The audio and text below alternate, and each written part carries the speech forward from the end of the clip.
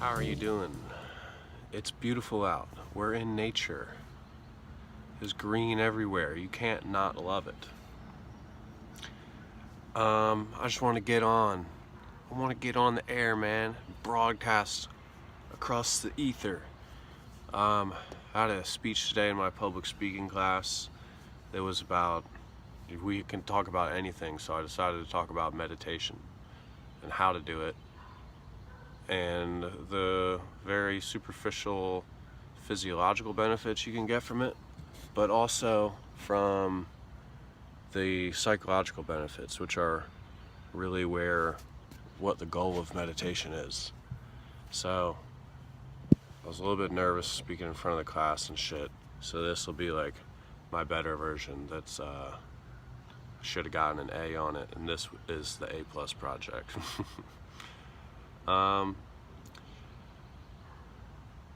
Yeah, dude, meditation. It's a tool to explore a larger reality. And the larger reality starts with us, people. It starts with our consciousness, right?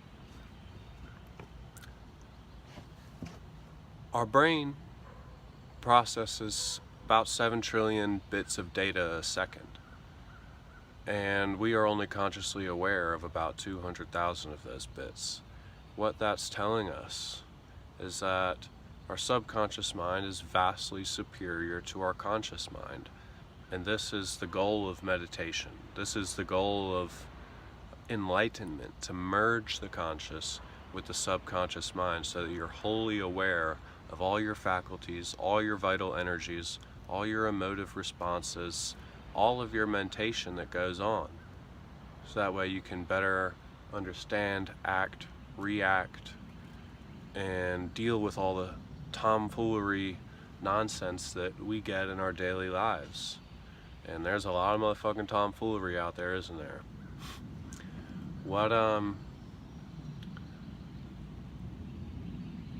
The goal of meditation is to reach a state of perpetual ecstasy, like an orgasm. And you do that by not ejaculating, but injoculating. And this is a very literal process. This is really what Jesus is about in the second coming and all of that. But really, I'm just going to give you like a easy little blueprint to follow to get yourself there after a couple days of practice, a couple months. Some people, it may take a decade or something, but this is a practice you want to develop into your life so that you can constantly be meditating no matter where you are, what kind of situation you're in. You don't have to go and sit somewhere in nature, though. It is always a blessing to be able to do that. And it is rejuvenating. There's a lot more energy out here than there is in the midst of the city. So, how do you meditate? This is Transcendental Meditation 101.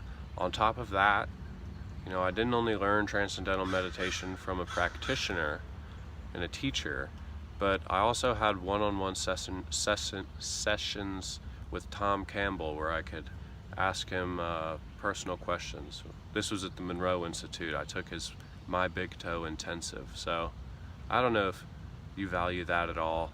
I value it in a high regard. So I do feel like I'm imparting something useful, which I hope you can take away, because I was able to take away a lot. Basically, the theory of virtual reality rests on two fundamental concepts. One, that's that consciousness exists, and two, evolution exists.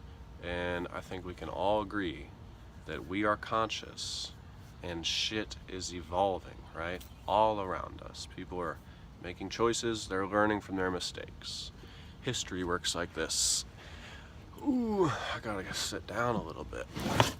I'm like kneeling because I couldn't find anywhere to put my phone, but it's an interesting process once you start getting into it, because you do realize that when you close your eyes and you reel in all your physical senses back into your body so that you're just aware of your consciousness, you're just aware of your thoughts, you're just aware of how your entire body is feeling. It's a crazy feeling, because think about all the stuff you're doing beneath the surface. Your cells are dying, they're reproducing, they're growing, they're evolving, they're doing all sorts of things that if we could feel each and every individual one, it would be like, whoa, man. It'd be might be a sensory overload, and maybe it's not. Maybe that is the feeling of complete ecstasy and blissfulness, aware of the totality of your functions and faculties, both within your consciousness and within your body. So when you begin to meditate, consciousness is a lot like an ocean, right? On the surface, it's your beta waves. This is your surface up here, and you're constantly, what do I gotta do? I gotta get up at 8:30. I gotta get up, I gotta eat breakfast by this time. I gotta get in the shower. I gotta get dressed. I gotta get my book so I can go to school. I gotta do this. I gotta make sure I remember my homework. Blah, blah, blah, blah, blah, blah, blah. All that bullshit. That's the monkey mind, the monkey brain, and it's constantly chattering, constantly back and forth like a little guinea pig working on one of those wheels it's on, right? I've talked a lot about the wheel and the will. Refer to my earlier videos to figure out how you can take advantage of that energy that's constantly flowing through your head. When you're on top, so the ocean is constantly moving, right? On the surface, at least, in your beta awareness, your waking state. When you meditate, you drop below the surface of the ocean and you go into a theta state. And usually this is where you sleep, but you don't have to be asleep to be in the theta state. Ideally, when you meditate, you're not sleeping. You're in a theta state and you're awake. And what this tells us, what happens from here, right? We're living in a virtual reality. When we meditate, it's kind of just like putting the controller down. And your character in a video game, when you put the controller down, he just kind of sits there and looks around, like might tie a shoe or something. If it's GTA, he might be flicking somebody off. But when we meditate and we get into our mind, we're kind of pulling out of the game. And they say that this reality is porous. Everything we look at, it's kind of pulling us outward, and it's from a field of subjectivity within our mind that is pulling us out of. And you can see this is like sort of the underlaying field of experience that we live out our lives on. And the idea of meditation is to drop onto that field of experience, which is a grid. It's porous, it's spherical almost, spherical contextually speaking. It's made of atoms, right, which are little revolving spheres and toruses. And then get on that, and then really that'll be the state of blissfulness, the void state. And then right below that, you fall through the cracks of reality, and then you open your mind to the superconscious world. The superconscious world is everything that happens within the mind of the evolutionary system, right? The cosmic, the planetary mind, and everything that happens as an extension of the collective, of the individual, of me and you. Meaning, we can create things in a mental space that don't exist in physical reality, but just because they don't exist in physical reality doesn't mean they don't exist somewhere. They do exist somewhere, and we can begin to interact, formulate and fashion and shape these ideas before they ever integrate into physical reality, if we can learn to tap into our third eye, that side of us that is pure experience, pure awareness, so we can view ideas, archetypes, interactions from a pure standpoint. There's no more filters laying on top of us, though all those filters are all that shit that's on your mind all the time. It's blocking you away from other realizations. It's that 6 trillion 800,000 bits of data that you're not normally aware of. That's the whole multiverse playing out and evolving with or without you as a part of it. How do you get there? How do you get to the subjective state? You close your eyes and you reel in your physical senses. You don't need all your physical senses. You don't need them for this, okay? Just fuck them. Throw them by the wayside. What you need is intention, attention. That's it. It's all you fucking need. You got it already. If you're here, you got it. If you're listening to me, you got it. Alright? You close your eyes and you think of a word, a mantra, an incantation, a spell, something that is unique and specific to you. And it's better if this word, this spell, is something that you haven't told anybody, that is made up, that doesn't have any actual connection to the real world. Because your subconscious mind, the subconscious mind, is a finicky thing, okay? It can pick up on certain things and it can pull us in certain directions as its desires and its lusts and its temptation. I'm sure we're all familiar with the temptation, as it pulls us in these many directions that oftentimes get us in trouble. And we don't want to be getting pulled into those situations because our subconscious mind. We want to tame that motherfucker, and then we want to learn to live and exist peacefully with it. It's the only way we're going to live with nature, because the nature is the subconscious, the super subconscious, the maternal subconscious. Where am I going? So you want to take your flow of consciousness, your stream of consciousness, divert it away from the beta state of mind. And you do this by filling your mind with your mantra. And just for example, mine is Om-Inga. It's nice, slow, and it can flow into itself again and again.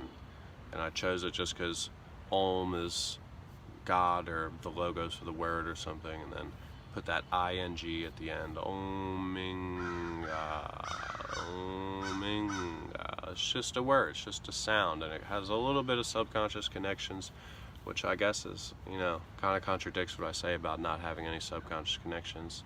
But it's better to choose something that you are generally familiar with than, say, what a trained practitioner would do is they'll give you a specific incantation that's specific to your birthday, which is kind of like accepting an external program, and you don't know the tone or the frequency of that word, or it originates, or what the entity that word, or the intelligence that word represents, actually stands for, what that character is, until you get into that superconscious state and you can draw upon that intelligence, that energy. You can connect yourself through words and communication across the time-space continuum to the source of that intelligence, to the source of that idea, right? This is not just the incantations that TM practitioners give you, but it is any word, any idea you can experience on a more visceral, visual level, like a dream. Imagine an idea, interacting with an ideal within a dream. Okay? It's the astral planes. Ideas and thought forms work by the laws of physics just like we do in physical matter reality. Repeat this word, Om-Inga, Om-Inga, Om-Inga, Om-Inga. You don't have to do it out loud. Do it within your mind, silently, and block out all the other thoughts. And as you begin to block out all the other thoughts, your mind will sync, your brain waves will pass through the alpha state, through the delta state, to the theta state, where normally you would be sleeping and your body would be rejuvenating and it would be repairing itself. Now you're awake and you're repairing yourself. You're awake and you're revitalizing yourself. You're awake and you're aware of the process that's going on and the processes that you are not normally aware of. This automatically gives you a stepping stone, because once we're aware of processes that are happening in our body, we can then come in control of them. Just like Wim Hof, and he's a breather. He says, we are in such a greater control over the physiological systems in our bodies that dude can jump into a tub of ice, raise his body temperature after it has dropped below unsafe levels from within the ice. So really, the amount of control that we have over our physiological systems is quite impressive, not to mention the psychological implications. There's a bug over here.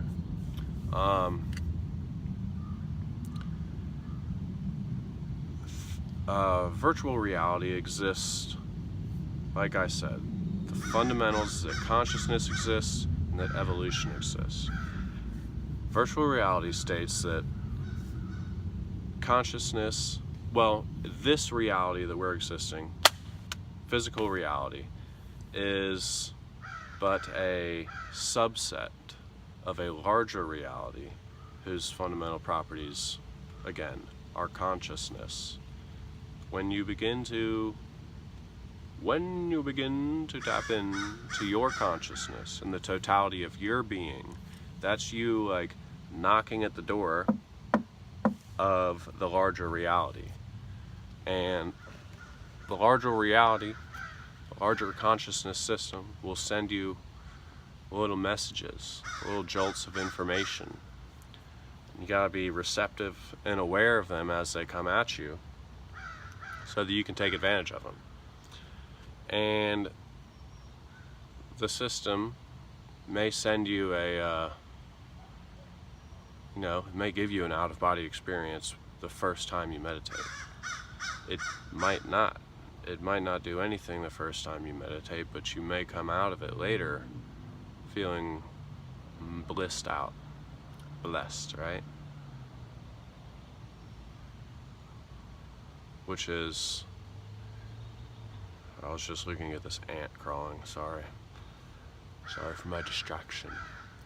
It gives you a bigger picture of the reality. And that's what we need. We need a bigger picture so we can better formulate and fashion the little picture which we see on an everyday basis. What we don't understand, though, is that the bigger picture, the little picture, is an expression of the larger picture. Really, they're one and the same. As above, so below. As within, so without. So the idea I'm introducing is one of supersymmetry. Something that's so big and so vast, has all these implications, but we don't see how we're already really dealing with this massive system, because it seems so taken apart and so divided, and look at everything as separate here. You can't just think about something and be there, but you can in the mental state. But really, when you think about something, a large part of you goes to that place. It transponds your consciousness into another timeline, another continuum. Meditation will help you start to realize that you've got this massive ship you're sailing, taking you all over the world, all over the cosmos. Every time you have a thought about traveling, you travel. And once you get good at meditation and you get on that subjective plane, and then you drop beneath it into the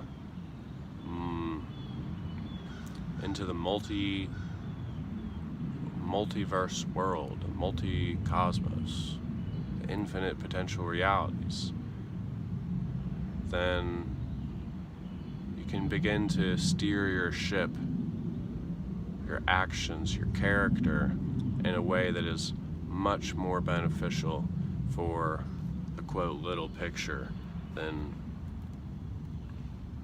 how we would do if we were just normal reactionary beings that just only acknowledged the particle-based physics, because the particle-based physics is an illusion. There is no such thing as particles, there is no such thing as waves. All it is information and the meaning you attribute to it. It's data until it picks up meaning, and then once it has meaning, it's now information. So the important thing here to take away is the meaning. You always want to be thirsty for a meaning, okay? So that's how you meditate. It's so fucking simple. All you need is a desire. Sit down. You don't even have to sit. Eventually, you don't even have to close your eyes. You just do it. You just get in that mindset. You're like, I'm kind of overworked right now. Back in it, okay? Wonder if there's anything else I'm missing. I don't think there is.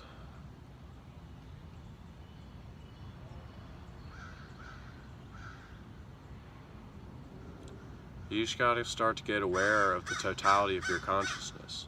What we need to know is that reality is derived of consciousness. There is a larger reality, of which this one is a subset, this one is a production of, that is also manufactured, computed, and put together by consciousness. So once you realize that you have this gold, this platinum that exists within you, this divine spark of perfection, and you can explore that. It's a tool into a larger reality. And you carry this awareness over as you constantly developing the interconnectivity of your neural circuits. You carry that awareness into your dreaming life, into your astral projections, into your out-of-body experiences, into every aspect of your life that could use more clarity. Pretty much every aspect can. Clarity, lucidity. That's what we need in every situation if we want to be our apex self, to be able to talk, and help others communicate effectively and clearly. Okay? So that's kind of the theory behind meditation. Like, we're living in this huge fucking universe that's composed within the mind of the cosmic. The mind of the cosmic. And once you reel in your physical senses, you pull your awareness back in to your consciousness, and you realize that this body is just one expression of the larger system, and your consciousness is the choice-making machine that figures out which expression it wants to experience next. And currently we've been stuck in the expression of the body for quite some generations, quite some cycles of the wheel. And it's time, I think, to move on, you know? Explore the larger worlds for yourself so that you can become what we were born to be, which is interplanetary, multi-dimensional, time-traveling cosmonauts, okay? That's not the right word. What does Terence McKenna say? I think he says cosmonauts. Consciousnauts, I don't know. Gotta be careful what you say, because who knows what these astronauts are actually doing. That's it, ladies and gentlemen. That's how you meditate. All it takes is a mantra and focused intention. Do it. Repetition is the mother of skill. Over and over and over again. And your mind will open up. Sometimes you see it. You're in meditation and you see these lights, like a flash of light across your closed eyes, and you're like, what the fuck was that? You open your eyes real quick. That's the last thing you want to do, is open your eyes. You want to, don't say what the fuck. You don't want to judge it. You don't want to try and define it. That's the last thing that it wants you to do, because the larger system, larger consciousness system is judgeless, right?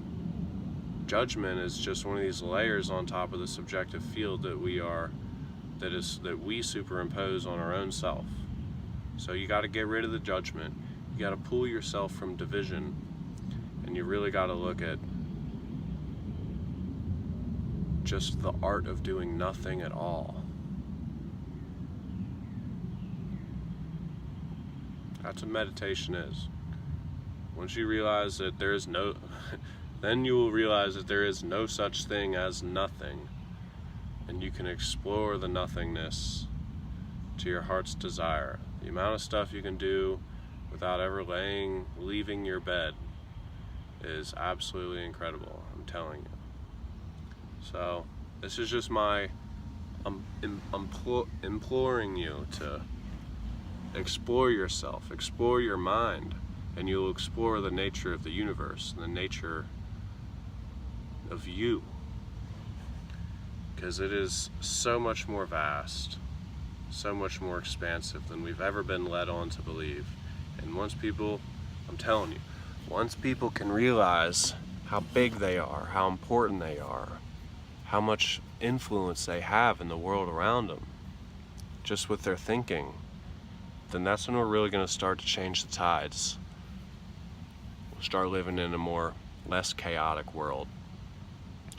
That's what it's about, my friends. Silencing the mind, getting into the void state, staying awake, getting woke. It's funny, you get so woke at some point, then you get so woke that you go to sleep. Kind of. Close your eyes. You get so woke that at some point an eyeball in the center of your brain you didn't even know about opens up and everything's changed. Anyways, yep, this is my house. That's my plant right there. These are my plants too, but I didn't plant them. Anyways, God bless, and stay woke, my friends.